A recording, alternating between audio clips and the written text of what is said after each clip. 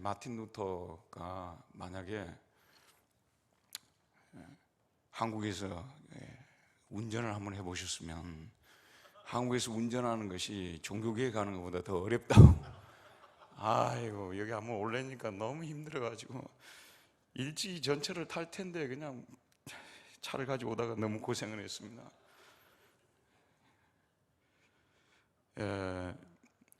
원래 이 제목은요, 그 루터 칭의론의 시작이다. 오늘 강의는 여러분들이 칭의론에 대해서도 그동안 특강을 통해서 들으셨고 너무 또 사전 지식이 많으신데요, 오늘 이 특강은 마틴 루터가 어떻게 복음을 발견하게 되는지, 여기에 대한 그 시초의 그 사건들을 다루는데, 루터가 직접 썼던 그런 책들을 가지고 하는 것이기 때문에 다른 강의에 비해서 좀 원전에 근거한 그런 강의이기 때문에 또 나름대로 참신함이 있을 줄 압니다. 그럼 강의를 시작하겠습니다. 칭의론이 기독교 신학의 역사에서 특별한 위치를 차지하고 있다는 사실은 이 분야의 관계를 맺고 있는 사람들 중 부정한 사람은 없을 것입니다. 칭의론은 교회의 어느 특정한 시기에만 중요하게 여겨지다가 그 이후에는 신학의 언저리로 사라져버리는 그런 교리가 아니었습니다. 오늘 우리 시대에 칭의론이 뭐가 그렇게 중요하냐? 한스킹이라는 학자를 여러분 잘 아실 겁니다. 이분은 원래 가톨릭에 계시다가 쫓겨나가지고 가톨릭하고 개신교하고 중간에 서가지고 신학을 하시는 분이신데, 왜냐하면 오늘날과 같은 업적 사이에서 칭의에 대한 물음과 인간의 자유에 대한 물음은 그 어떤 때보다 시급한 물음이다. 우리는 개개 그리스도인의 개인적 실존을 위해서, 교회의 계획과 갱신을 위해서, 기독교 고백들과 종파들의 일치된 합의를 위해서, 그리고 오늘의 사회에서 사회 참여를 수행하기 위하여 이 질문들에 대답해야 한다 라고 말했습니다. 많은 뜻을 가지고 있는 그런 문장입니다. 오늘 우리 시대에 칭의론이 모든 교회 문제든지 개인적인 문제든지 사회 문제든지 여기에 대한 답변이라고 말할 때 누가 여기에 대해서 동의하겠습니까? 누가 아멘이라고 하겠습니까? 그것은 다른 대안이 있어서 아멘이라고 할 수도 없는 부분도 있겠지만, 사실상 칭의론이 뭔지를 모르기 때문에 이게 대안이 될 수 없다고 말할 수도 있다는 것입니다. 마틴 루터는 칭의 조항을 교회가 서고 넘어지는 조항이다 이렇게까지 했거든요. 교회가 서고 넘어지는 조항이다. 근데 제가 이제 저 책에서 이번에 칭의 루터에게 묻다라는 책을 제가 썼는데요, 사실 우리나라에서 칭의에 대해서 많은 토론이 있습니다만 칭의론 전체를 다루는 책은 아직까지 한 권도 없습니다. 이렇게 말씀드리면 왜 없냐고 하실 수 있는데요, 실제로 없어요. 그래서 여러분, 우리 목사님들이요, 치명적인 약점을 가지고 있는데, 트리엔트 종교회에서 우리 개신교를 이단으로 정죄한 거 아니에요. 그럼 무슨 조항에 근거해서 이단으로 정죄했냐 물어보면 아무도 몰라요. 알려고 하지도 않고요. 좀 더 억울한 이야기 한번 말씀드려볼까요? 지금 300만 원씩 투자해가지고 유럽에 지금 종교개혁 탐방하신다는 분들이 너무 많으신데, 탐방하는 걸 누가 뭐라 하겠어요? 제가 돈 보태드리는 것도 아닌데. 근데 그렇게 탐방을 하시면서도 마틴 루터가 썼던 95개조 제1항이 무엇이냐고 물어보면요, 정말로 너무 모르세요. 제가 여기 목사님들 존경합니다. 정말이에요. 하지만 제가 루터에 대해서 거짓말을 해도 아멘 할 정도로 우리 한국의 목사님들은, 우리 개혁교회의 장로교 목사님들은, 루터교 목사님도 마찬가지요. 그 총회장님이 제가 루터 혼돈의 숲에서 루터 혼돈의 숲에서 뭐예요 제목이? 길을 찾다, 그 책을 썼는데 루터교 총회장님한테 전화가 온 거예요. 저를 좀 만나자 그러더라고요. 그래서 제가 갔죠. 총회장 해봤자 그 교회가 50개 교회밖에 안 돼요. 루터교가 우리나라에서 50교회밖에 안 돼요. 여러분, 노예만 또 못한 그런 지금 총회인데, 저를 만나가지고 어떻게 총신 졸업한 사람 중에서 이렇게 루터교 사람보다 더 많이 아는 사람이 있냐고 놀라는 거예요. 놀랄만도 하죠. 총신 쪽은 루터를 연구를 안 하는데. 그래서 95개조 논제를 차라리 강단에서 설교를 하지는 마시든지, 하시려면 한 번은 읽어봐야 되지 않냐고 말이에요. 한 번은. 어제 내가 새벽 기도를 인도하면서 시편 9편을 이제 제가 설교를 하는데, 시편 9편 설교를 하는데, 그래도 오늘 주제 다 할 테니까 걱정하지 마시고요. 시편 9편 설교를 하는데, 거기 보니까 이제 우리 한국어 번역이 참 게 약하다. 히브리어를 이렇게 가지고 읽으면 이게 훨씬 더 묘미가 다르거든요. 근데 문제는 예루살렘 순례를 한 번 간 사람도 있고 두 번 간 사람도 있고 이런데 히브리어를 배우려고 하질 않아요. 오늘날 종교개혁을 맞이하는 이 시점에서 가장 큰 문제는 우리 목사들의 게으름이라는 거예요. 95개조 논제를 설교를 하면 양심상 한 번은 읽어보고 해야 되잖아요. 그래서 여러분도 지금 제 1항이 무엇일까 물을까 봐 상당히 긴장하고 있어요. 그래서 제가 안 물어봐 버려요. 왜 뻔히 모를 거 뻔히 모를 건데. 얼마 전에 제가 테니스를 치는데 이 시간 좀 웃어야 되잖아요. 아빠 보니까 추석 주에 했더라고. 고생 많이 하셨어요. 근데 이제 이 시간 좀 웃어야 되니까.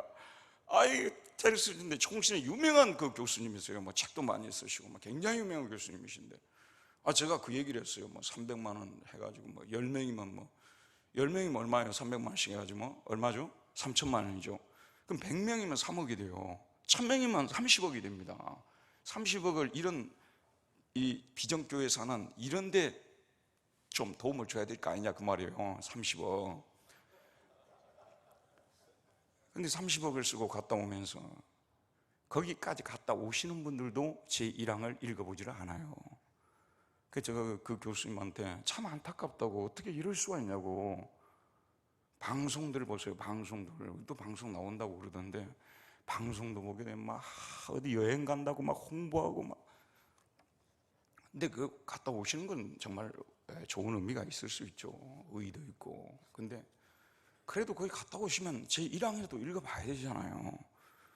안 읽어봐요. 그리고 그 교수님한테 그런 얘기를 했더니 그분이 하신 말씀이, 목사님 사실 95개조가 굉장히 어렵지 않아요? 가만히 생각해보니까 참 어렵더라고요. 제가 나름대로 그걸 목회와 신학에도 한 2차례 글을 썼는데, 그것도 제가 처음으로 쓴 거더라고. 한국 기독교사에서 95개조 논제를 2차례 걸쳐 썼는데 그것도 제가 처음이더라고요. 그러니까 지금 우리 종교개혁을 이해하는 데 있어서 우리가 얼마나 많이 떨어져 있는가. 근데 여러분, 로마서 공부해가지고 이신칭이 난 다 알아 이 사람아, 로마서에 보면 나오잖아, 그게 어떡한 얘기겠지 이렇게 해본다고 말이에요. 또 칼빈을 통해서 배웠기 때문에 칼빈이 한 얘기가 그 얘기가 그게 아니겠어? 하시다 보니까 어떻게 해서 이 사람이 아주 고뇌하면서 이 칭의 도리를 깨달아가는가. 그거에 대해서 또 여러 가지, 원래 관광 안내를 하다 보면요, 정사를 가지고 안내를 하면 재미가 없어요. 야사를 가지고 안내를 해야 돼요. 이게 거짓말인데 사실은 근거도 없는데 그걸 다 재밌게 해야 사람들이 눈이 반짝반짝하면서 이러지. 정사를 가지고 이야기를 하면요, 사람들이 굳어지고 별로 재미없어요. 빨리 밥 먹으러 갔으면 좋겠다 이러고요. 그러다 보니까 종교개혁에 대해서 야사가 판을 쳐가지고, 사실 루터의 책을 좀 어느 정도 읽어보면서 종교개혁을 얘기해야 되지 않냐면, 500주년을 맞이하는 이 시점에서도 제가 참 이렇게 또 이게 마음을 좀 이렇게 가다듬어야 되는데, 모든 분야가 다 그래요. 저 같은 경우도 500주년을 맞이해서요, 내가 지금까지 공부해 놓은 것이 얼마나 많은데 그거 가지고 좀 써먹고 다녀야 되겠다 이랬는데, 하나님께서 아주 고통스럽게 저에게 또 논문을 한 2개 정도 쓰게 하시더라고요. 이게 바로 종교개혁의 정신이 아니겠느냐. 사실 종교개혁의 정신이라는 것은 십자가입니다. 핵심이 십자가입니다. 고달프게 살자는 거예요. 마틴 루터가 고달프게 사는 사람들을 고달프지 살지 못하겠다고 여러분들이 생각하시는 부분 어느 정도는 맞아요. 고달프게 신앙생활 안 하려는 분들에게 예수 믿는 사람은, 회개하고자 하는 사람은 고달프게 십자가를 지고 살아야 된다는 것이 종교개혁의 정신이에요. 여러분, 살려는 사람들을 오늘날은 오히려 이신칭이 설교해가지고 살지 못하게 한다고 하는 거잖아요. 이런 엉터리 같은 가르침이 어딨냐고 말이에요. 참 또 여기서 가슴에 뭐가 올라오네요. 이게 오늘날 교회가 안고 있는 문제가 무엇입니까? 오늘날 교회는 95개조 논제도요, 조금 제가 빗나갑니다만, 저거는 여기 써져 있으니까, 사제한테 와가지고 고해성사를 하는데 들으려 하지도 않고요, 그냥 가가지고 그냥 면죄부 사와가지고 그걸로 죄 용서받고 나 혼자 그냥 대충대충 신앙생활 하겠다는 거 아니겠어요? 그래서 그러면 안 된다고. 예수 믿는 사람, 회개했다는 사람은 정말로 자기 자신의 죄를 철저히 뉘우쳐야 하고 새로운 삶을 통해서 열매를 맺어서 죄를 용서해 주시기 위해서 십자가에 죽으신 주님 앞에 감사를 돌려야 되지 않겠느냐, 이런 것이거든요. 그러니까 종교계의 95개조 논제에 대한 오해를 해도 한참 오해를 하고 있는 거예요. 교회 안 나오는 사람들을 더 안 나오게 하는 게 종교개혁이 아니에요. 안 나오려는 사람들을 교회로 데려오는 것이 종교개혁이지, 봉사를 안 하려는 사람들이 봉사를 하도록 하는 것이 종교개혁이지. 왜 이럴 때 아멘 안 하세요? 우리 교회에 얼마나 도움이 되는 얘기인데. 오늘날 우리 목사님들이요, 힘을 못 써요. 그냥 알아서 다른 목사님들 설교 듣고 뭐 책 보고 뭐 하고 그냥 신앙생활 하려고 하지, 교회 중심적으로 신앙생활을 안 하려고 하는 거예요. 이게요, 십자가를 교회 안에서 지라는 것이 종교개혁이거든요. 십자가를 지지 않고 교회 봉사도 안 하고 예배만 참여하고, 이게 잘못됐다는 것이 루터인데, 루터 이신칭의가 오히려 그렇게 하도록 만들어주는 장치를 제공했다고 얘기하는 그 어떤 학자들이나 이 목사님들 얘기를 들으면 정말 가슴이 터질 것 같아요. 몰라도 너무 모르셔서. 오죽했으면 제가 거짓말을 해도 다 루터가 했다고 믿을 것이라고 하는. 종교개혁이 사실 일어나게 된 것은 무지와 미신 때문 아니에요? 오늘날도 이런 무지와 미신이 팽배해가지고 500주년을 맞이하면서도 진실을 탐구하려고 하진 않아요. 진실을 탐구하지 않으려고 하는 너무 안타까운 그런 상황에 놓여 있습니다. 참 가슴 아픈 얘기인데요, 제가 뭐 루터에 대해서 얘기를 하려면 저 주특기가 원래 십자가 신학인데, 송신에서 이걸 가지고 제가 몇 년을 또 강의를 했고요, 십자가 신학을 강의를 한번 해야 되는데 다음번에 또 한번 불려주시면 제가 십자가 신학을 한번 강의를 하도록 하겠습니다. 매우 중요한 거라고 하는데, 자, 그러면 나는 어떻게 의로워질 수 있느냐, 이 문제로 한번 가보도록 합시다. 뭐 지금은 솔직히 말씀드리면요, 사람들이 하나님을 두려워하지도 않아요. 그러니까 뭐 루터 얘기가 우리에게 와닿지 않는 이유는요, 오늘날 우리 성도들은 특별히 그냥 이렇게 하나님의 진노를 얘기를 하고요, 그래도 별로 두려워하지 않아요. 죽음에 대해서도 별로 두려움이 없어요. 회사 잘릴까 그것만 두려워하지. 이 정도로 어려운 이런 상황 속에서 뭐 칭의의 복음, 자유의 복음이 무슨 의미가 있겠어요? 그래서 많은 분들이 이 주제에 대해서 별로 관심이 없는 것입니다. 그런데 루터가 사는 시대는 여러분이 여기에 대해서는 너무 잘 아시니까 설명하지 않겠습니다. 얼마나 이 죽음에 대한 두려움을 가졌는지. 흑사병을 통해서도 뭐 유럽 인구가 3분의 1이 죽고, 이런 상황 속에서도 수많은 사람들이 죽음을 두려워했고, 그 죽음을 두려워하는 사람들을 교회가 복음을 가지고 위로를 해야 되는데, 율법을 가지고 더 정죄의식에 빠뜨려서 더 죽음을 두려워하게 만들어서 결국은 면죄부를 사지 않으면 안 되게끔 하는 이 안타까운 상황에 처하게 됐다는 것이죠. 루터도 그 시대의 사람이었기 때문에 그런 죽음의 두려움 속에서 내가 어떻게 하면 내가 구원을 받을 수 있을까, 내가 어떻게 하면 의로워질 수 있을까, 그래서 택한 곳이 수도원 아니에요. 우리 식으로 말하자면 신학교 가는 것이 그래도 가장 안전한 방법이라고 생각을 했고, 그래서 결국 수도원을 선택해서 갔는데, 수도원에는 일반 평신도들이 지키는 그런 또 율법이 있고요, 수도원에서 부과하는 계율이라는 것이 또 있잖아요. 권고라는 것도 있고요.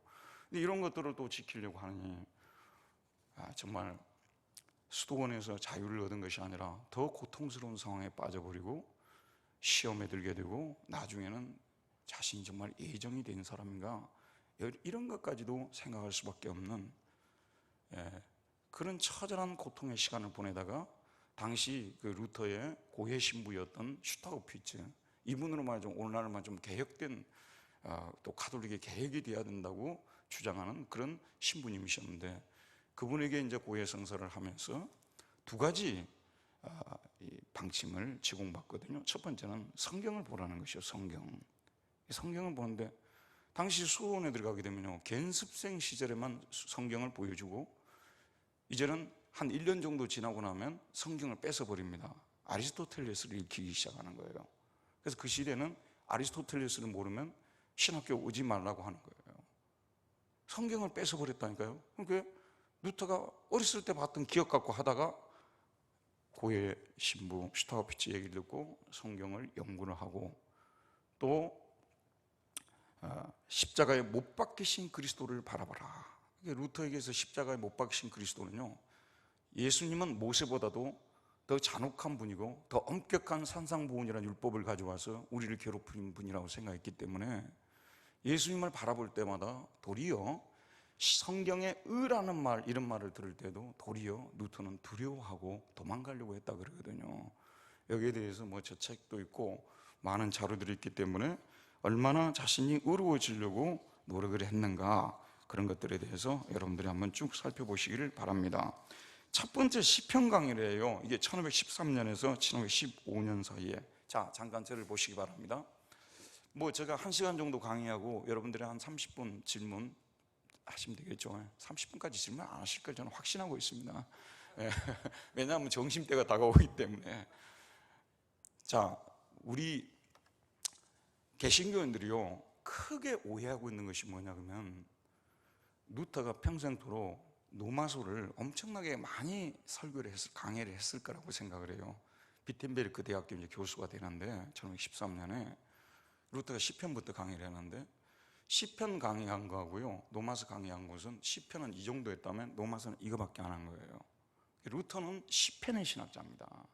목회를 하다 보면 신방 갈 때 다 뭐 가지고 보통 설교합니까? 신방 가실 때 주로 시편 갖고 하잖아요. 그래서 루터는 목양적 목회를 하신 분이에요. 신학을 하신 분이에요. 그래서 루터의 십자가 신은 목양신학입니다. 어떻게 하면 고통당하는 성도들을 위로할 수 있을까?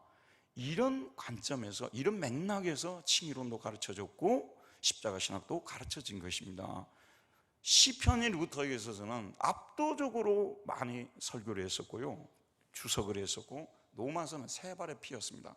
심지어는 루터 연구사에 있어서도 노마서가 발견이 되게 된 것은요, 시편보다 훨씬 최근 들어와가지고 로마서 이 문서가 발견돼 갖고 우리가 이걸 읽고 있는 거예요. 근데 오늘 많은 분들이 로마서 갈라디아서에 목숨을 걸고 그것만 알고 있는 거예요. 한 손에는 시편, 한 손에는 로마서 갈라디아서. 여러분, 이 두 가지를 같이 붙잡자는 것이 우리 개신교의 정체성입니다. 오늘날 우리 개혁교회가 약간 드라이해질 수 있는 위험성이 있는 것이, 스콜라적으로 갈 수 있는 위험성이 뭐냐면 시편이 얘기가 안 되기 때문에 그렇다는 것입니다.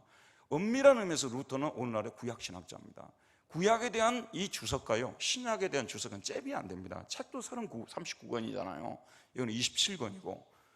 정말 여러분, 정말 루터의 시편에 대해서 눈을 뜨시길 바랍니다. 이 시편이 없는 칭의론, 시편이 없는 갈라디아서 잘못하게 되면 이게 도그마가 될 수가 있고, 영어는 너무나 드라이한데 이론은 너무 빠삭한 사람들 아니에요. 이것은 개신교인이 아닙니다. 우리 개신교인은 우리 화장품 선전할 때 뭐라고 하죠? 주다나 모이스처, 촉촉해야 하잖아요. 늘 우리 마음이 촉촉해야 되는 거예요. 제가 지금 현재 촉촉해요? 아니면 좀 드라이해요? 들어보니까 촉촉하죠. 촉촉해야 이게 설교가 은혜스럽게 되는 거 아니에요. 그래서 우리가 왜 금요일부터 기도 열심히 합니까? 촉촉한 마음을 가지려고 하는 거 아니에요. 아무리 좋은 티칭도, 아무리 좋은 설교도 목사님이 마음이 너무 이렇게 드라이하다고 하게 되면요, 은혜가 안 되는 거 아니에요. 그러니까 우리는 늘 마음은 은혜로서 아름답게 하면 좋으나니, 이게 종교개혁의 정신이고, 이게 바로 루터 속에 있었고, 최근에는 셀데르 하이스라는 아펠도른의 그 교수님이시잖아요. 이 칼빈 학교에서 1년에 한 차례씩 그분을 총신에 모십니다. 근데 그분이 위대한 루터 연구가입니다. 십자가 신학의 관점에서 칼빈은 루터의 제자였다라고 스스럼 없이 얘기하는 분이에요. 셀데르 하이스요. 칼빈 학교 회장을 지금 몇 년째 지내고 계신 분이신데, 그분이 한국에 써서 한국 사람 번역해낸 책이 칼빈의 시편 신학이라는 것이 있어요. 중심에 계신 하나님이란 책. 그걸 읽어보게 되면 바로 그런 얘기가 나와요. 이게 루터도 칼빈도 아주 마음이 촉촉했던 사람들이라니까요.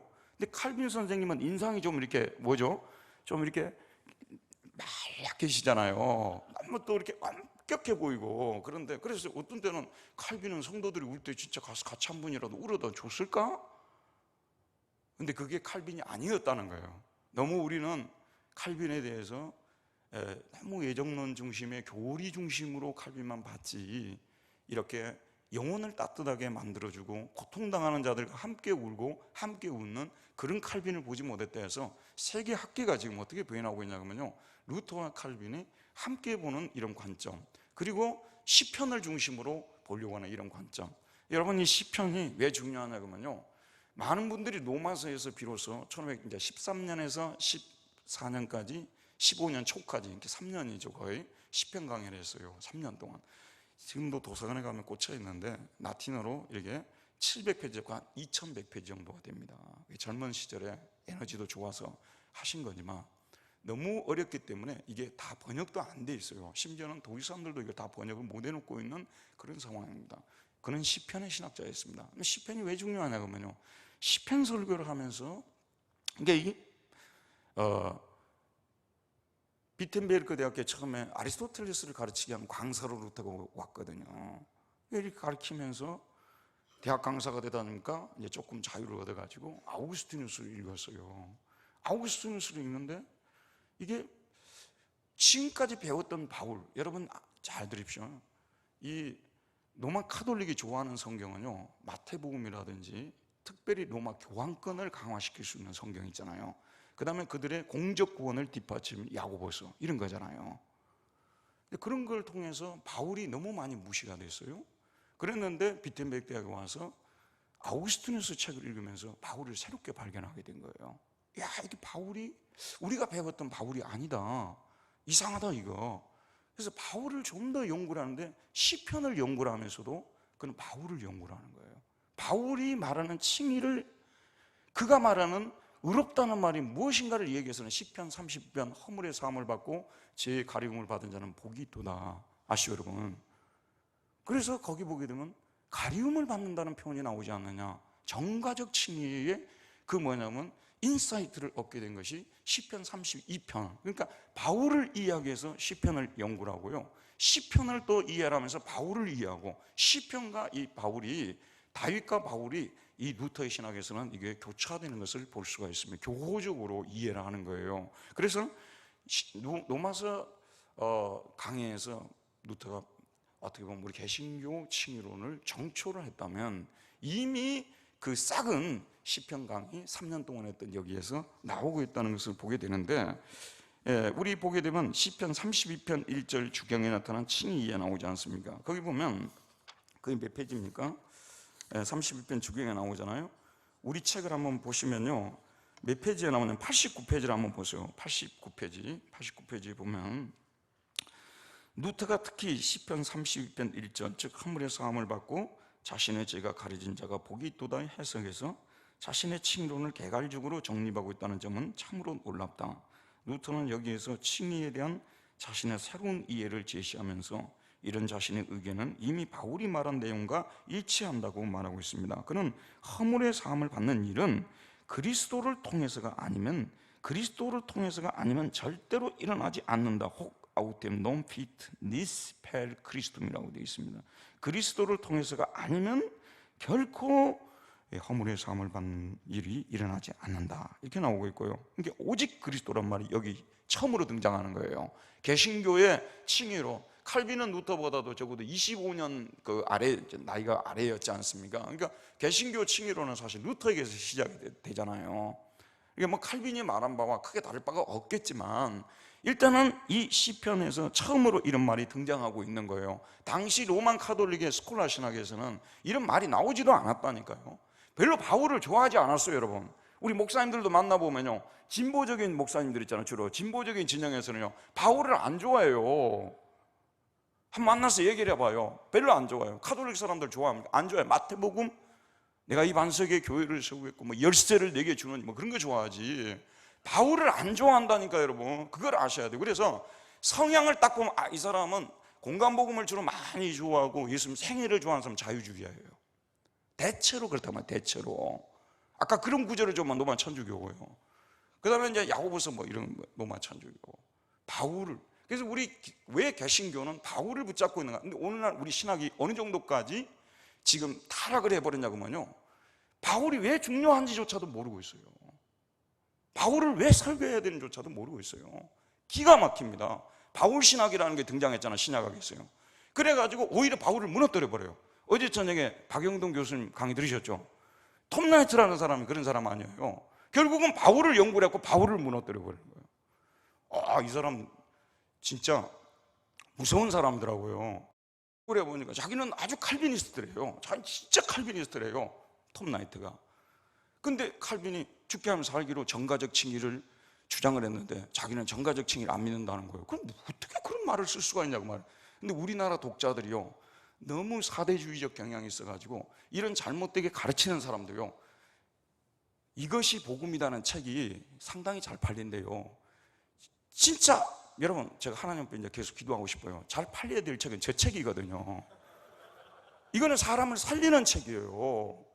영혼을 구원하는 책은 안 팔리고 있고요, 말도 안 되는 저런 얘기를 하는, 바울을 얘기를 하면서 바울을 무너뜨리는 이런 책은 잘 팔리고 있으니 기가 막히고, 그리고 뭔가 새 것이 있다가, 저는요, 종교개혁이라는 것은 무엇이냐면 예전에 우리 믿음의 조상들이 이해했던 그것을 2017년이라는 우리의 상황 속에서, 또 그 시대의 상황 속에서 그것이 무엇을 의미하는지를 우리가 분석하고 이해하려는 해석학적 작업이 돼야 되는 거지. 무슨 행사하고 끝나버리고 뭐 톰 나이트가 이쪽인지 저쪽인지도 모르고 유명하다니까 사고, 기가 막힌 일들이 벌어지고 있습니다. 물론 우리 여기 계신 분들 또는 우리 보수축의 목사님들은 어느 정도 분별하고 있어서, 또 어제 뭐 저도 박영동 교수님 책을 읽어봤기 때문에 잘 말씀해 주셔서 더 이상 얘기될 말씀은 참 안타깝습니다, 이게요. 근데 여기서 어떻게 보면 우리는 아무것도 아니라고 생각하는, 당연히 그리스도를 통해서지 이렇게 하는 이 얘기가 당시로서는 혁명적인 얘기가 됐다고 말이에요. 어떻게 그리스도를 통해서만 구원하나요? 노마 천주교의 구원론은 플러스 알파 구원론입니다. 그리스도 좋다 이거예요. 당연히 그리스도지 하죠. 하지만 하나님과 중보를 하려면 마리아도 플러스 알파잖아요. 당연히 믿음으로지, 하지만 믿음만으로 안 된다는 거죠. 플러스 뭐죠? 행위죠.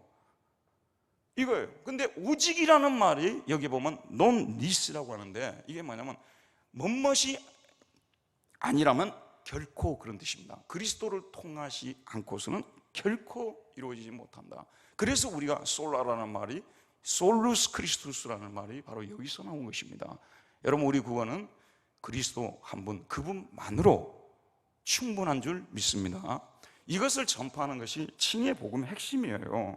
그러므로 어느 누구도 자신으로부터가 아니라 오직 그리스도를 통해서만 구원을 받을 것이다. 에르고 네모 엑세, 어느 누구도 자신으로부터가 아니라, 엑스세는 from, 자기 자신이죠. from self, 자기 자신으로부터가 아니라, sed per solum Christum salvus erit라고 나오고 있습니다. solum per solum Christum, 오직 그리스도를 통해서만, 오직 그리스도를 통해서만. 그 밑으로 쭉 내려가 보도록 합시다. 시네 메리티스라는 말이 나오잖아요. 메리툼이라는 이 단어가 공적이라는 뜻이에요. 그래서 보통 우리 프로야구에서 메리트 시스템은 하는 그 자기 그 성과에 따라서 돈을 주는 거 아니에요. 메리트가 공적인데 메리툼인데, 시네는 영어로 without, 시네 메리티스, 공적 없이 수동적으로. 구원이라는 것은 하나님께서 위에서 내려주는 것이고, 그리스도는 구원을 얻기에 충분한 분이시고, 우리는 그분을 수동적이에요. 선물이에요. 수동이라는 건 뭐예요? 받기만 하는 거 아니에요? 구원을, 우리는 구원을 얻는다고 말합니까? 받는다고 말합니까? 교인들한테 자주 반복시켜야 돼요. 우리가 구원을 얻습니까? 받습니까? 확실하게 해야 됩니다, 이게요. 그리고 여기서 지금 이제 얻는다는 분들은 카톨릭적 성향을 가진 분들이에요. 구원을 어떻게 하는 거예요? 받는다고 해야 되죠. 받는다고. 이게, 그래서 이 시편에 보게 되면, 넘어가도록 합시다. 시편에 이미 루터가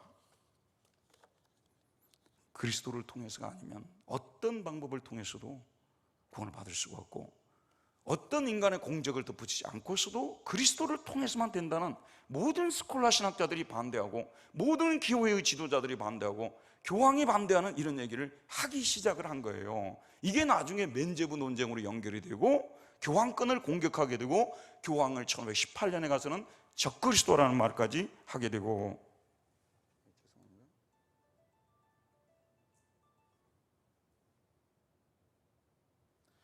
적그리스도란 말까지 써가지고, 왜 적그리스도란 말을 썼을까요?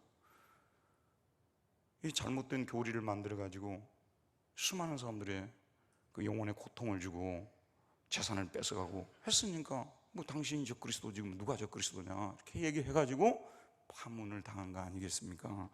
여기서부터 시작이 되고 있다는 것을 볼 수 있는데, 이제 1515년으로 가보도록 합시다.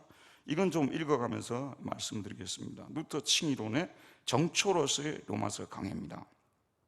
근데 그 위에서 시편에서 얘기한 걸 보면요, 루터가 이런 오직 믿음을 통해서 의롭게 된다는, 우리가 구원을 받는다는 이런 얘기를 얘기하고 있지만, 아직도 겸손이라는 거, 이걸 보통 후밀라치오 테올로기라고 하는데, 겸손신앙, 우리가 겸손해지지 않으면, 이게 그리스도의 의와 우리의 겸손이 함께 가는 이 겸손신앙, 아직도 그 틀에서 벗어나지 못하고 있어서 시편에서는 오늘 우리 개신교에서 말하는 칭의가 온전히 세워지지 않았다고 보는 것이고요, 1515년에서 16년 사이에 했던 로마서 강해에서 비로소 오늘 우리 개신교인들이 붙잡고 있는 칭의론이 정초되고 있다는 말씀입니다. 루터는 첫 번째 시편 강해를 통해서 바울이 말하는 칭의 이해가 당시 스콜라 신학자들이 가르치는 칭의론과 차이가 있다는 것을 발견하게 됩니다. 그는 시편을 강의하면서 바울 서신들의 성경 구절들을 자주 인용하는데, 특히 의에 관한 가르침에서 그는 시편의 그런 구절들과 바울 서신의 칭의에 관한 주요 구절들을 연결시키고 있습니다. 1515년 초에 시편이 끝나면서 본격적으로 바울 서신을 강의하기 시작하는데, 1515년은 16년 로마서 강의를, 16년에는 갈라디아서 강의를, 17년에서 18년 히브리서 강의를 강의하면서 바울이 말한 칭의가 무엇인지를 집중적으로 탐구하게 됩니다. 특히 그는 로마서 강의에서 본격적으로 자신의 칭의 이해를 드러내고, 동시에 당시 스콜라 신학자들의 잘못된 칭의 이해를 비판하고 있습니다. 첫 번째, 낯선 의에 대한 신앙을 통한 칭의입니다. 로마서를 강의할 때 루터는 무엇보다 아우구스티누스의 펠라기안 반박서들을 통해서 도움을 받는데요, 특히 그의 아우구스티누스의 영과 문자에 관하여를 통해서 바울의 칭의론을 새롭게 이해하게 되는데, 바울은 죄인이 구원을 받는 것은 행위를 통해서가 아니라 오직 은혜로 받는다는 사실을 말하고 있음을 발견하며, 이런 방식의 칭의 이해는 당시 스콜라 신학자들이 가르치는 행위 구원과 상치됨을 포착하면서 그들을 비판하기 시작합니다. 바울은, 루터는 로마서의 서론에서 로마서의 전체 개관을 하면서 인간은 자신의 지혜와 행위로는 구원을 받을 수 없음을 분명히 하며, 바로 이 사실이 이 서신이 쓰여진 목적이라고 봅니다. 그는 이 서신은 두 가지로 요약할 수 있는데, 첫째는 육의 온갖 지혜와 의를 멸하고 뿌리 뽑고 멸절시키는 것이요, 둘째는 죄를 심고 죄인이 되어야 의인이 된다, 그 말이에요. 죄인이 모르는데 어떻게 의인이 되냐. 그래서 오늘 우리 목회자들이 겪는 고통이 뭐냐면, 죄를 어떻게 그들 속에 심을 수 있는지, 어떻게 하면 그들이 죄인이라는 사실을 먼저 깨닫게 할 수 있는지, 진노의 하나님을 두려워할 수 있는, 이것이 우리 모두가 처해 있는 환경이에요. 저 같은 경우도 설교해도 우리 교인들이 끄떡도 안 해요. 너무 은혜스러운 분들이어서 끄떡이 안 할 수도 있지만, 너무 몰라가지고 뭔 말을 하는지도 아직까지 몰라요. 여러분, 교인들을 너무 높이 평가하면 안 돼요. 한두 번 설교하면 알 것 같죠? 모릅니다. 이게요, 쉽지가 않습니다. 그래서 죄인이라는 사실이 깨달아지는 것이 은혜입니다. 그래서 우리는 죽게 하면 살기로 기도해야 돼요. 이런 은혜를 한국교회 초창기에는 목사님들이 설교를 별로 못해도 1907년 같은 경우는 하나님께서 위에서 쏟아부어 줬어요. 모두가 자기 죄로 인해서 발발 떨고 그랬잖아요. 오늘 여러분 교인들 중에서 죄를 설교하면 발발 떠는 분들이 계세요? 분위기도 그런 분위기도 아니고요, 이게 지금 종교개혁을 말하기는 겪는 큰 어려움이에요. 그래서 저는 지금은 진노의 하나님, 심판의 하나님, 율법에 대해서 강력한 설교가 필요합니다. 그래야만 그리스도가 살아나고, 그래야만 그리스도의 의가 살아나고, 그래야만 믿음으로 권한다는 본래의 뜻이 살아나게 되어 있습니다. 문제는 그것을 우리 힘으로 스스로 만들어낼 수 없다는 거 아니겠어요? 저도 이렇게 말하자면 이런 부분에서 이론적으로는 전문가지만 실제 저희 목회에 있어서는 많이 실패하고 있습니다. 제가 설교를 해서 교인들이, 목사님, 제가 이 지옥의 두려움 앞에서 어떻게 제가 구원을 받을 수 있을까요? 참 이런 분들이 좀 나왔으면 좋겠는데 제가 좀 능력이 없어가지고 그런 분들이 별로 없어서 참 가슴이 아프거든요. 한국교회는 지금 하나님 은총을 거두어가는 시대이기 때문에, 1907년도 평양신학교 교훈이 뭔지 아세요, 여러분? 신학생들을 교육을 할 때, 왜냐하면 제가 한국교회사를 몇 년 동안 가르치고 있거든요.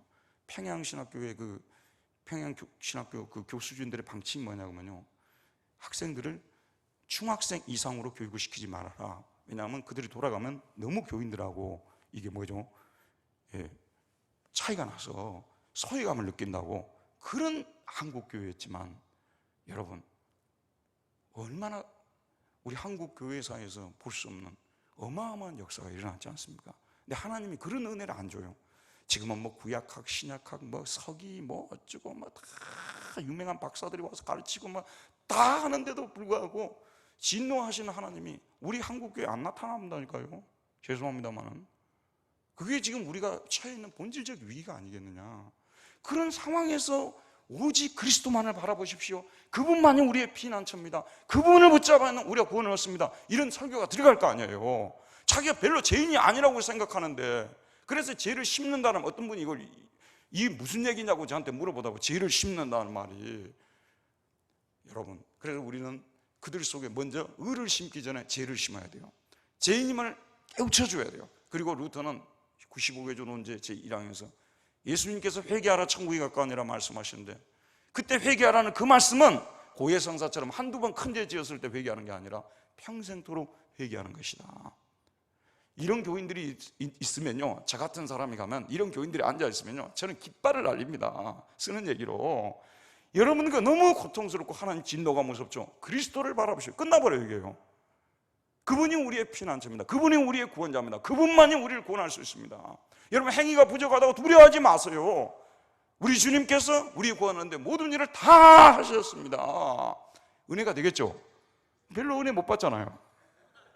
표정들이 별로 은혜를 못 받아요. 저 사람이 뭔 얘기하냐, 그거 지금 살펴보고 있는 것 같고. 아니, 제가 이제 요거는 살짝 농담입니다. 여러분 절대 그러신 분들이 아니고요, 진지하게 들어주셔서 너무 감사합니다. 또한 그는 우리의 의가 아니라 그리스도의 의로만 구원을 받는다는 사실도 명확하게 말합니다. 하나님은 분명 우리 자신 안에 내재하는 의를 통해서가 아니라 우리 밖으로부터 오는 의와 지혜를 통해서 우리를 구원한다. 자, 여러분, 이 부분, 지금 제가 읽어드린 이 부분을요, 지금 현재 이 부분을 여러분 잘 해야만이, 왜 그 루터의 칭의론이 그런 식의 칭의, 그리스도를 통해서만 이런 얘기가 나오게 됐는지 알 수가 있어요. 근데 대체로 우리나라의 이 칭의론을 가르치는 분들이 중세 스콜라에 대해서 잘 몰라요. 대부분 라틴어로 써 있잖아요. 저도 이제 1년 동안 가서 총신에서 내가 라틴어 시험에서 1등 한 사람이거든요. 독일에 가서 1년 내 라틴어를 했어요. 지금 저는 라틴어를 자유스럽게 봅니다. 스콜라 신학자들이 쓴 책을 읽어볼 수가 없는 거예요. 읽어볼 수가 없으니까 모르는 거 아니에요? 그러니까 노마서가 그 얘기가 결국 루터의 얘기겠지. 이런 식의 얘기가 되는 겁니다. 또한 그는 우리의 의가 아니라 그리스도의 의로만 구원을 받는다는 사실도 명확하게 말하는데, 하나님은 분명 우리 자신 안에 내재하는 의를 통해서가 아니라 우리 밖으로부터 오는 의와 지혜를 통해서 우리를 구원하신다. 그런데 이런 의와 지혜는 우리가 태어나지는 것이 아니라 다른 것으로부터라는 말이 중요합니다. 알리운데 우리 안으로 들어오며 이 땅에서 기원하는 것이 아니라 하늘에서부터 내려온다. 따라서 우리는 바깥의 낯선 의를 가르쳐야만 한다. 루터는 이 말을 통해 당시 스콜라 신학자들의 잘못된 칭의론에 대해서 비판하고 있습니다. 그런 스콜라 신학자들이 아리스토텔레스 철학의 영향을 받아서 아리스토텔레스적으로 칭의를 이해를 했다는 사실을 발견하고 이를 비판합니다. 잠깐 저를 보시기 바랍니다. 이게요, 중세 스콜라 신학이라는 게 뭐냐면요, 원래 사람은 아리스토텔레스예요. 옷은 성경을 입혀놨어요. 무슨 얘기인지 아시겠죠? 이게 중세 스콜라 신학이에요. 그래서 나중에 보게 되면 다 의에 대해서 이야기를 할 때도 이게 뭐냐면 아리스토텔레스. 그러니까 루터가 철학이 필요 없다는 얘기 안 했어요.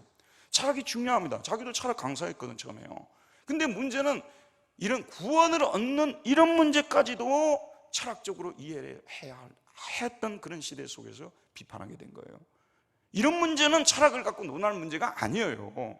철학적으로 어떻게 예수를 믿으로만 구원한다는 말을 어떻게 철학자들이 이해할 수 있겠습니까? 말도 안 되는데 중세는 그런데 그런 식으로 만들어놨어요. 그래서 루터는 이 말을 통해 스콜라 신학자들의 잘못된 칭의론에 대해서 비판하고 있습니다. 그런 스콜라 신학자들이 아리스토텔레스 철학의 영향을 받아 아리스토텔레스적으로 칭의를 이해하려 했다는 사실을 발견하고 이를 비판하는데, 아리스토텔레스에 의하면 인간의 지혜, 용기, 절제, 정의, 우정 등과 같은 덕목을 비르투스라고 하는데 갖게 되는 것은 전적으로 인간의 노력에 달려있다고 봅니다. 이는 마치 피아니스트가 좋은 피아니스트가 되려면 피아노를 열심히 쳐서 그 기술을 익히는 것과 같습니다. 이와 마찬가지로 인간이 의로워지려면 의로운 행동을 반복적으로 되풀이하여 의가 우리의 마음에 습성이 되어야 된다. 하비투스라는 말이 바로 여기 나옵니다. 여러분, 집 지어주는 사람 하비타트 아시죠? 영어로 헤비트 아시죠? 이건 어떤 행동이 계속 반복돼 가지고 우리 안에 딱 자리를 잡은 상태를, 거주하는 상태를 말해요. 의를 계속 반복하다 보게 되면 의의 습성이 우리에게 생겨나는 것이고, 그 의의 습성을 가지고 우리가 의를 행하게 된 거예요. 그러면 그 의를 행할 때마다 하나님 또 은혜를 주시고, 계속해서 반복하다 보면 나중에 구원을 얻기에 합당한 그런 공적까지 세울 수 있는 그런 상태에 들어가서 구원을 얻고, 그렇지 못한 분들은 연옥에 가서 좀 더 고생을 하시고 올라가는 것이고, 이런 시스템을 가지고 있었던 것입니다. 그래서 습성이란 말이 중요합니다. 내게 의의 습성이 정착되면, 의를 행하는 것이 습관이 되면 의로운 행동을 반복하다 보면 내가 의인이 되는 것입니다. 아리스토텔레스는 인간이 의인이 되는 방식을 다음과 같이 말합니다. 만일 그들이 의롭고 신중하게 행한다면 그들은 의롭고 신중하다. 이는 마치 우리가 문법이나 음악을 행하면 이미 문법가나 음악가가 인 것과 같다. 그런데 이런 아리스토텔레스의 윤리학을 토마스를 중심으로 한 스콜라 신학자들이 도입하여 공적 칭의론을 고안해냈습니다. 자연은 은혜를 폐지하지 않고 도리어 세운다는 토마스의 유명한 말은 철학과 신학이 조화가 될 수 있다는 자신의 주장을 요약한 유명한 말입니다. 은혜는 결코 자연을 폐지하지 않으며 도리어 타락한 후에도 우리 안에 남아있는 의의 소질을 깨어나게 하고 발휘하게 하여 의를 행하도록 돕습니다. 그러니까 은혜가 먼저, 이 아리스토텔레스를 이 토마스는 비판합니다. 근데 뭘 비판하냐면요, 먼저는 은혜가 와야 된다는 거예요. 먼저는 은혜가 와야 돼요. 그 다음에는 우리 행위가 있어야 돼요. 의의 행위가. 이해하시겠죠? 그래서 이걸 갖다가 뭐라고 하죠? 이게 협동이잖아요. 신인 협동. 결국 은혜가 오고 은혜와 자연이 서로 협력해 가지고 의를 만들어내는 거예요. 자, 이런 식으로 그래 인간은 은혜의 도움으로 의로운 행동하게 되고, 이 첫 번째 의는 다음의 은혜를 받게 되는 전제 조건이 됩니다. 좀 더 자세히 설명하면 그런 교회의 신부를 통해 행해지는 성례에 참여함을 통해 은혜의 주입을 받게 되는데, 인푸사라는 이 단어가 주사 놓을 때 쓰는 거예요. 그라시아 인푸사.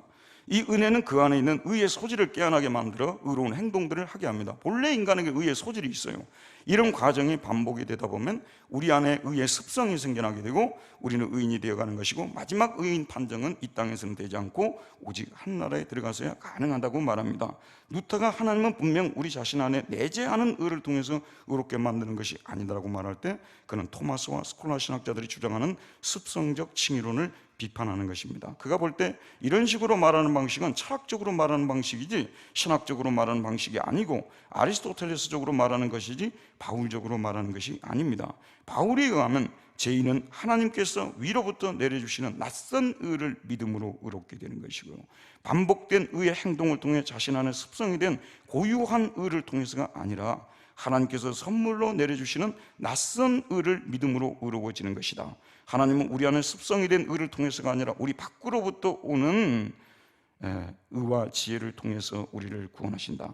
루터는 의의 신적 기원을 강조합니다. 그는 이런 의와 지혜는 우리로부터 오거나 태어나지는 것이 아니라 다른 곳으로부터 우리 안으로 들어오며 이 땅에서 기원하는 것이 아니라 하늘로부터 내려온다라고 말하면서 사람들에게 바깥의 낯선 의를 가르쳐야 한다고 강변합니다. 제가 들고 있는 이게요, 스마트폰입니다. 이게 여호와는 나의 목자시니, 그건 확실하죠, 우리에게요. 두 번째 목자는 스마트폰 아니에요? 스마트폰은 나의 목자시니 내게 부족함이 없으로다. 이게 어떻게 해서 우리 손에 들려졌을까요? 우리가 여기 만드는데 뭐 기여를 했습니까? 그런데 바깥에서부터 이게 어느 날 우리에게 온 거 아니에요. 물론 내가 돈을 샀죠. 돈 주고 샀죠. 그래서 에라스무스 같은 사람은 이건 갖다 줘도 돈을 주고 사는 거는 우리가 해야 되지 않느냐, 그 정도 노력은. 그게 에라스무스의 구원론이에요. 우리는 이 없는 돈까지도 하나님께서 우리에게 주셔서 이 의를 사게 하셨다, 이거 아니겠습니까? 이 바깥의 의를 우리가 설교해야 된다고 말이에요. 낯선 의, 우리가 만들어낸 의가 아니라 하나님께서 우리에게 하늘로부터 내려주신 이 의. 근데 스마트폰이 들어오게 되면요, 예전에 저녁에 잠 안 올 때 얼마나 심심해요. 요즘 별로 심심하지 않죠? 스마트폰이 보게 되면 거기 인터넷이라는 게 들어있잖아요. 온갖 좋은 것이 다 나오잖아요. 잘 들으세요, 여러분. 그리스도의 의를 설교하면, 이 의를 받으면요, 이 의는 가만히 있는 의가 아니에요. 온갖 좋은 것들을 우리에게 다 가져다 주는 의인 줄 믿습니다. 이 의라는 이것이 법률적으로 자꾸 이해가 돼가지고, 물론 법정적 의라는 확실하지만 이 의가 그걸 그냥 구원 얻는 수단이 된 정도로만 하는 것은, 이거는 개신교적인 것도 아니고 더군다나 더더욱 루터적인 것이 아닙니다. 이건 스마트폰만 들어온 게 아니에요. 전화만 쓰는 게 아니에요. 인터넷을 할 수가 있고요, 카카오톡을 할 수 있고요, 우리의 그냥 삶을 혁명적으로 바꾸었지 않습니까? 그리스도의 의가 바깥에서부터 들어오는 우리 안에 들어오기만 하면 우리의 삶을, 내면뿐만 아니라 우리의 삶 전체를 혁명적으로 바꾸는 것이 저는 그리스도의 의라고 믿습니다. 키케로가 가진 의가 있어요. 소크라테스의 의가 있어요. 니체의 의가 있어요. 여러분, 그런 의는 우리에게 어느 정도의 도움을 줄 수 있지만 우리를 혁명적으로 바꿀 수 없습니다. 오직 그리스도의 의, 그리스도의 의, 바깥에서 하나님 주신 선물로서 우리에게 주신 이 의만이 우리를 갖다가 이렇게 행복하게 만들어주고, 구원한다는 이 말은요, 이 구원한다는 말은 원래 이게 이 라틴어는 살베레라는 단어인데, 이게 독일에서는 여기다 바르는 연고를 살베라고 해요. 살베, 이게 치료한다는 뜻 아니에요. 구원한다는 의가 들어오게 되면 가만히 있는 의가 아니에요. 이게요, 우리를 혁명적으로 바꿔버린다니까요. 그런데 오늘 우리가 그리스도의 의를 받았다고 하는데 혁명적으로 안 바뀌니, 문제는 우리가 그리스도의 의를 제대로 설교했는가 돌아볼 필요가 있다, 그런 말씀입니다. 십자가에 못 박혀 피를 흘리면서 하나님 앞에 인정받은 그 의인데, 그 의가 들어와서 우리를 전혀 움직이지 못한다면, 지금부터 제가 드린 말씀은요, 믿는 자가 믿기는 믿었지만 이 칭의론이 들어와가지고 행위를 약화시켜가지고 한국 교회가 이 모양이 됐다고 하는 어떤 분이 있어요. 맨날 그런 얘기하고 다니더라고요. 내가 직접 전화를 했어요. 어째서 그게 루터 책임이냐고, 그 루터 책을 읽어본 적이 있냐고. 근데 우리는 대부분 그렇게 알고 있어요. 여러분, 지금부터 2번을 한번 보시기 바랍니다. 신앙은 행위를 없애지 않고 도리어 본래의 자리에 세운다. 루터는 이어서 인간이 외래적 의에 대한 신앙을 통해 의로워진다면 우리의 행위는 어떤 의미를 가지는 데서 설명을 합니다. 이는 스콜라 신학자들이 루터가 법정적 칭의를 주장함으로써 행위를 무용지물로 만들고 있다고 비난했기 때문입니다. 그러나 그는 신앙은 행위를 불필요하게 만드는 것이 아니라 도리어 굳건히 세운다고 말하며 그들의 비판을 반박합니다. 그는 바울이 하려고 했던 것은 오페라 레기스, 율법의 행위였지 결코 행위 그 자체가 아니었다고 보며, 바울은 도리어 신앙의 행위를 세우려 했다고 주장을 합니다. 그에 가면 율법의 행위는 신앙과 은혜 밖에서 일어나는 행위이며 두려움을 통하여 강요하는 율법을 통하여 행해진 행위이며 일시적인 약속을 통하여 자극되어 행해진 행위일 뿐입니다. 바리새적인 그런 행위죠. 뭘 준다고 하니까 하나님 앞에 얻어맞지 않기 위해서 이런 동기를 가지고 행해지는 이런 행위가 교회 안에서 사라져버려야 한다는 거예요. 이게 바로 여러분, 우리 목사님들이 다 고생하는 이유가 뭐냐면 이 바리새적인 행위를 가지고 주장하는 그런 분들 때문에, 누구라고 얘기를 하지 않겠습니다만, 그런 분들 때문에 우리 목사님들이 그렇게 힘든 거 아니에요. 은혜를 그래서 우리가 쓰는 용어가 있지 않습니까? 은혜를 받으면 달라진다고 하잖아요. 은혜를 받으면 그들에게는 행위가 나오기는 나오는데 다른 행위가 나와요. 똑같이 목사님한테 와서 안녕하세요 목사님 해도 은혜를 받은 사람, 그리스도의 의를 가진 사람은 진심으로 목사를 위해서 그래 주는 거예요. 근데 은혜를 받지 않은 분들은 목사님 안녕하세요 하는 게 또 겁이 나요. 혹시 또 무슨 생각을 가지고 저를 찾아오셨을까? 여러분, 이런 행위를 교회에서 없애자는 것이지. 근데 우리 목사님들이 뭐라고 설교하냐 그러면요, 우리 이 개신교 칭의를 가르치는 사람들, 구원은 다 믿음으로 받는 것이니까 행위는 소용이 없다. 무슨 말도 안 되는 얘기를 해요. 행위를 새롭게 만드는 것이, 행위를 리포메이션 하는 것이 진정한 개혁입니다. 여러분, 루터는 우리 믿음을 개혁을 시켜야, 잘 들으세요 여러분, 루터는 믿음을 개혁시켜야만이, 의를 개혁시켜야만이 진정한 행위가 개혁이 된다는 거예요. 그래서 우리는 죽게 하면서 살기를 뭘 가르쳐야 되냐면 그리스도의 의를 가르쳐야 돼요. 아멘 하시죠? 이걸 가르쳐서, 믿음이라는 말도 여러분 보세요, 믿습니다 있고 베레벨 믿음이 다 있잖아요. 그래서 이 믿음이라는 것도 성경이 말하는 믿음이 무엇인가? 믿음을 개혁시키는 리포메이션이에요. 믿음을 개혁시키는 것이, 의를 개혁시키는 것이, 그래서 결국은 뭐냐면 행위를 개혁시키는 것이. 얼마나 우리 목사님들이 게으르냐고만요, 루터가 1520년에 쓴 종교개혁의 3대 문사 중에 하나는 선행의 가나이라는 책을 읽어보지도 않고, 있는지도 몰라요. 있는지도요. 그거는 우리 가르치는, 죄송합니다만 교수님들이요, 너무 나쁜 분들이에요. 그런 책을 한 번도 얘기도 안 해주니 당연히 목사님들이 모르죠. 아, 참 또 이렇게 하니까 잘난치 않은 것 같고 정말 죄송합니다. 제가 죄송한데, 왜냐하면 이 선행에 관해서라고 여러분 가서 읽어보세요. 거기 보게 되면 루터가 선행을 얼마나 강조를 해놨는가. 그런데 심지어는 우리 개신교 목사님들도 이렇게 행위가 없어진 것은 루터가 칭의론을 잘못 가르쳐놨고 이렇게 됐다고 이런 소리들을 하고 다니시니까 객관적으로 증거를 내야 되는데 증거도 없어요. 그게 미신 아니에요? 그런 걸 타파하자는 것이 종교개혁 아닙니까? 그래서 결국은 뭐냐면 게으른 사람들이 교회를 다 망치는 거예요. 우린 좀 더 부지런해야 됩니다. 읽어봐야 돼요. 부지런히 읽어봐야 돼요. 칼빈도 칼빈주의라고 외치고만 다니지 말고 부지런히 칼빈을 이해를 해야 된다. 제가 이제 칼빈에 대해서 가르치는데 1536년에 기독교 강요가 나왔잖아요. 그 전에 1532년에 세네카의 간용론에 관한 비판도 나오죠. 1534년에 프랑스 성경 서문에 대해서 루터 칼빈이 써줬죠. 그 서문이요, 기가 막힌데 거기에 개혁주의 신학의 언약 신학이 구속자적 진학이 다 그게 나오고 있습니다. 복음을 우리는 수공업자들이 기술을 익히듯이 복음을 이해해야 되는 명문장들이 나오는 거인데 알기나 합니까 여러분? 제가 잘난 체 하는 게 아니라 이게 우리 행 주소입니다. 그렇기 때문에 우리는 좀 더 부지런해질 필요가 있습니다. 정말입니다 여러분. 십자가를 지지 않는 그리스도인. 나 늘 그러거든. 저는 좀 학벌이 좀 낮은 애들이 들어온 학교에서 강의를 해요. 죄송합니다만. 근데 그 애들한테 그래요. 너희들 맨날 십자가 이해하지 말고 종합영어 강남의 대치동에 학원으로 가라고 합니다. 지금이 어느 시대라고 영어 성경도 못 읽는데 어떻게 교인들을 가르칠 수 있겠냐 이런 얘기를 합니다. 여러분 그런 십자가는 우리가 다 피해버리는 거예요. 죽을 때까지 나는 헬라어 단어 이게 헬라어를 설교하니까 교회가 빈다고 또 이러거든요. 히브리어 아나마 이 종교개혁은 정말 올바른 행위를 세우고자 하는 행위고 십자가를 안 지르는 사람들을 치게 만드는 것이 종교개혁이지 그걸 칭의론을 통해서 없애려고 했다니까 얼마나 가슴 아픈지. 이런 얘기들을 대부분 학자들이 하고 있으니까 제가 이렇게 흥분하는 거예요. 일반 우리 목사님들이 이런 얘기 하는 게 아니에요. 학자들이 다 이런 일을 퍼뜨리고 있습니다. 그러니 기가 막힌 거죠. 그래서 나는 요즘에 그런 분들이 있으면 나 공개 토론하자고 그래요. 한번 공개 토론하자고. 나는 자료를 갖고 이야기하고 자기는 없는 얘기 하는 거 아니에요? 뻔해요. 그럼 또 그들이 다 도망가 버리더라고. 안 하려고요. 자, 로마서 4장 주석을 한번 보도록 합시다. 신앙과 행위와 관계를 좀 더 분명하게 전달합니다. 그는 아브라함의 행위로서가 아니라 믿음으로서 의롭다게 되었음을 주장하며 또 다윗이 어떻게 의롭게 되었는가를 설명하면서 신앙과 행위와 관계를 단같이 말합니다. 하나님은 행위 때문에 오페라 때문에 그 사람을 받으시는 것이 아니라 믿음 있는 그 사람 때문에 그 행위를 받으시기 때문이다. 하나님은 먼저 그를 믿는 사람으로 받으신 다음에 믿음으로부터 흘러나오는 행위들을 받으신다. 행위로 의롭다 하심을 얻고자 하는 자들은 결국 스스로를 더 이상 죄인으로 여기지 않는 반면에 믿는 자들은 항상 스스로를 죄인으로 인정한다. 믿는 자들은요 항상 스스로를 죄인으로 인정합니다. 이 기독교 윤리의 개요가 들어있잖아요. 행위 이전에 사람, 오페라와 페르소나의 관계 아니에요? 개신교는 먼저 페르소나를 중요시하는 거예요. 페르소나가 그 사람이 어떤 페르소나냐, 어떤 사람이냐, 그 선한 사람에게서 나오는 그것이 밥 먹는 일이든 아니면 빨래하는 일이든 그것이 어떤 세상적인 일이라도 루터는 거룩한 일로 보는 것이고요. 사람이 잘못되어 있는 사람은 이게 뭐냐면 아무리 거룩한 수도원을 하나 짓는 사람이라 할지라도 그게 잘못된 것이라고 말하지 않냐 그런 말씀입니다. 세 번째 보면 죄인은 의의 정가를 통해서 의로워진다. 정가기 우리는 너무 잘 아시기 때문에 그 인용 부분만 잠깐 보도록 하겠습니다.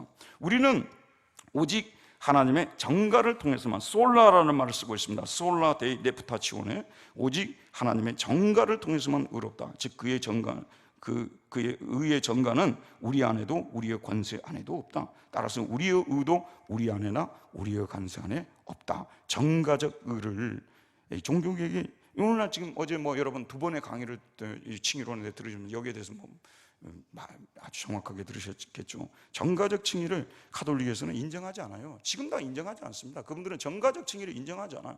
요즘에 신약 한다는 분들이 아까 톰 나이트 같은 사람들이 정가적 칭의가 그게 바울 신학의 핵심도 아니고 바울은 그런 무서운 사람이 아니라고 얘기를 하는데 죄송합니다만은 칭의론을 가르치면 그럼 다 사람들이 무슨 동물들 만드는 거예요? 칭의론 가지면 사람 다 무서워지는 겁니까? 칭의론을 가르쳐야만 진정으로 겸손한 사람들이 되는 거예요. 하나님의 의, 그리스도의 의를 가질 때만이 인간은 자기 현주소를 제대로 알고 진정으로 죄인임을 알고 죽는 날까지 샘페르란 말을 쓰는데요, 항상 always, 항상 죄인이라고 고백하면서 나오는 사람, 누가 십자가의 의를 그게 받은 사람들만이 그런 사람 되는 거 아니에요? 우리는 보통 이런 표현을 은혜를 받았다는 말을 쓰지 않습니까?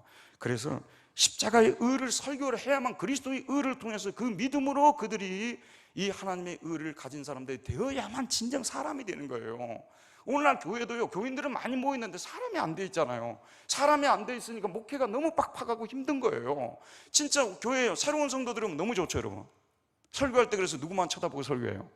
새로운 성도들만 쳐다보고 하잖아요. 왜냐하면 그 사람들은 마음이 갈급해가지고 그냥 다 아멘으로 받는데, 죄인임을 아는 사람이 진정한 크리스찬이에요. 자, 네 번째 보도록 합시다. 근데 이게 뭐냐면 시물 페카토 에트 유스투스란 말 아시죠?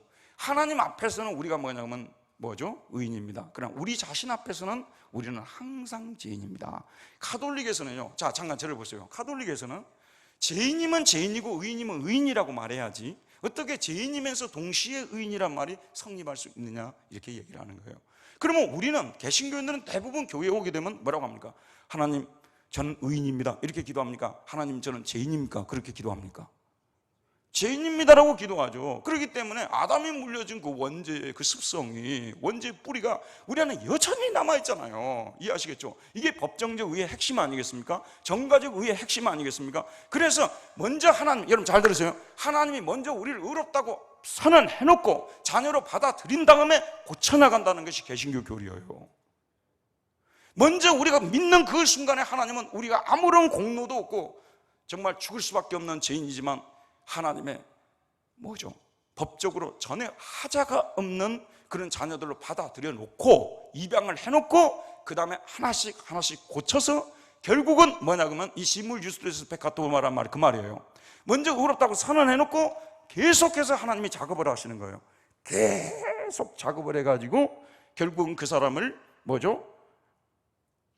완전한 의에는 도달할 수는 없지만 우리 이제 개혁파에서는 성화론이라고 하지 않습니까? 이 개혁파 성화론에 대해서는 여러분 너무 잘 아시니까 여기 루터에서는 성화론이 뭐냐면요, 의롭다고 선언해놓고 선언했잖아요. 정가적 의를 계속해서 그 사람한테 대입을 시키는 거예요. 계속해서 죽는 날까지 그리스도의 의를 실망하고 낙심할 때, 좌절할 때 또 그리스도의 의를. 요즘 시대에는요, 내가 혹시 구원을 지금 예수를 믿고 구원을 못 받을 수도 있지 않느냐 이렇게 두려워하는 사람보다 개신교 칭의론을 잘못 배워가지고 확신에 넘쳐나는 사람들이 더 많아요. 중세는 거꾸로 했어요. 의롭다고 아무리 그리스도의 의를 믿음으로 구원받았다고 해놔도요, 돌아가면 또 이분들이 또 불안했다는 거예요. 왜냐하면 너무 공포를 많이 주입을 시켰기 때문에.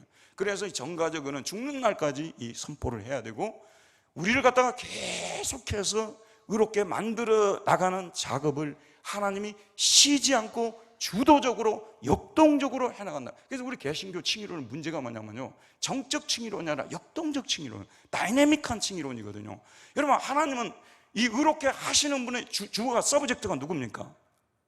우리 개신교에서는요, 하나님 아니십니까? 하나님이 우리가 원하지도 않았을 때, 구원을 바라지도 않았을 때 우리 구원을 완성시켜 놓고 그를, 그리스도의 의를 우리에게 전가시켜서 의롭다고 선언해 주신 건 아니에요. 맞죠, 여러분? 근데 많은 분들이 거기서부터는 그 다음에는 하나님과 우리가 협동해가지고 마치 성화를 이루어가는 것처럼 가르쳐서 우리 실패하는 거예요. 수많은, 그래서 우리가 설교를 할 때 똑같은 설교 한번 들어보세요. 여러분 구원받은 자녀들이죠. 여러분 구원을 완성시키기까지는 우리가 쉼없는 노력을 해야 되고 거룩에 힘써야 되고 그런 걸까? 하나님이 우리를 알지도 못할 때 우리를 찾아오셨습니다. 의롭다고 선언해 주셨습니다. 그 하나님은 한순간도 가만히 계시지 않고 죽는 날까지 여러분을 정말로 의로운 사람 만들기 위해서 작업하시고 또 작업하십니다. 그래서 당신이 지금은 너무나 부족하지만, 넘어지고 쓰러지지만 하나님은 실패하지 않습니다. 당신의 구원을 반드시 완성시키실 것입니다. 당신을 더 좋은 그리스도인으로 만들고야 말 것입니다. 이러죠. 어느 것이 더 듣기 좋아요? 어느 것이요? 우리가 성화론에 대해서, 개혁주의 성화론은요, 다시 공부해야 돼요. 이게요, 잘못하면 신인협동처럼 만들어놨어요. 그래서 하나님이 우리 구원을 선포만 해놓고 그 다음부터는 상당한 부분에 있어서 우리에게 달려있는 것처럼 이렇게 하는데, 그러지 마세요. 하나님이 끝까지 책임을 지시는 거예요. 그러니까 다섯 번째 얘기가 뭐냐면요, 우리 책에 보면, 자, 다섯 번째 한번 보세요. 하나님은 십자가를 통해서 신자를 의롭게 만들어 가신다. 이게 저희 십자가 신학이에요.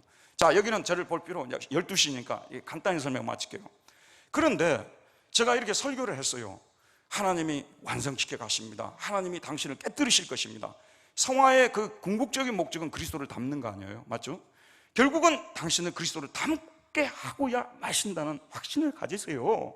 당신은 반드시 그렇게 됩니다. 지금은 그리스도의 모습과 많이 멀어져서 실패하고 좌절하지만 하나님이 당신을 그런 사람 꼭 만들고야 말 것입니다. 저는 목사가 이런 얘기해야 된다고 생각해요. 그럼 교인들이 어쩐 줄 아세요? 아멘 하죠. 아멘 했어요. 그런데 이분들이 또 돌아가잖아요. 돌아가면 또 세상에 그런 여러 가지 습성들, 또 세상에 그런 또 안 좋은 성격들도 다 나와. 그래서 또 목사도 괴롭히고 막 여러 가지 또 안 좋은 일들을 하고 다녀. 근데 하나님께서는 여러분 하나님을 믿으세요. 저는 여기는 진짜 아멘 해야 된다고 생각해요. 하나님을 믿으세요, 여러분. 너무 우리가 사람을 때려서 고치려고 하면 안 돼요. 잔소리해가지고 고치려면 안 된다니까요. 설교를 해요. 하나님이 그렇게 하신다고. 그러면요, 하나님이 하시라고 해보시지. 그러면요, 해보시지. 그러면 나도 언젠가는 거룩하게 되겠네. 칼빈 시대 실제 예정론을 가르치면 이런 사람도 있었잖아요. 여러분 잘 들으세요. 그래서 십자가 신학이 필요한 거예요. 히브리서가 십자가 신학 아닙니까? 여러분, 로마서 8장 이후에 나오는 고난이 왜 필요합니까? 고난이 왜 필요합니까? 하나님 가만히 계실 것 같습니까? 그의 택한 자가 아무렇게 사는 것은 절대로 가만히 계시지 않습니다. 하나님은 환난을 보내십니다.